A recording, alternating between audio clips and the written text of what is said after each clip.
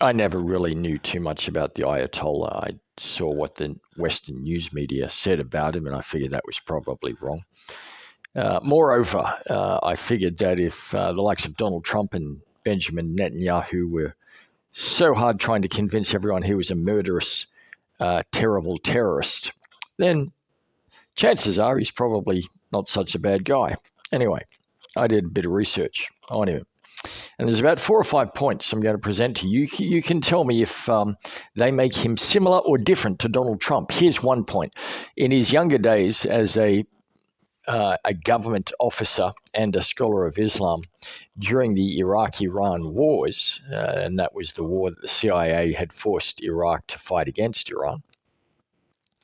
During those wars, the Ayatollah spent a lot of time at the front lines with the troops, the various different front lines. He would travel between them at enormous personal danger to support the morale of the troops. I mean, is that similar or different to Donald Trump?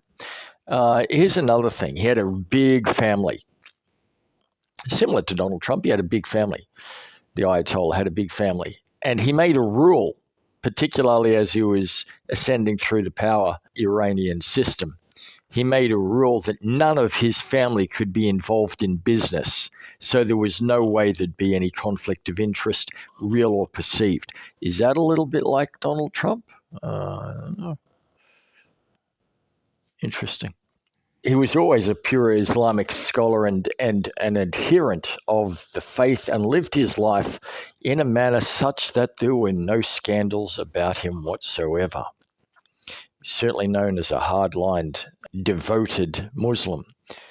Is that a little bit like Donald Trump? I don't know.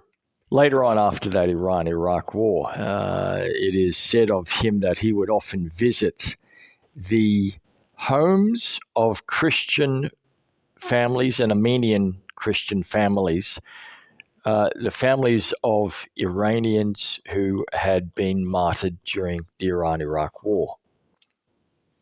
And so he was 86 years old, similar to Donald Trump, I guess, and a fearful, frail old man. Well, actually, not really. He was sitting at home in his residence having a meeting with a bunch of his elderly advisors when he was assassinated.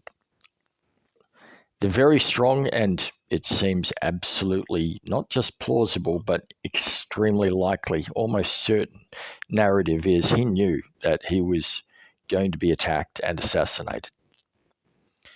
It was always known of him that he did not want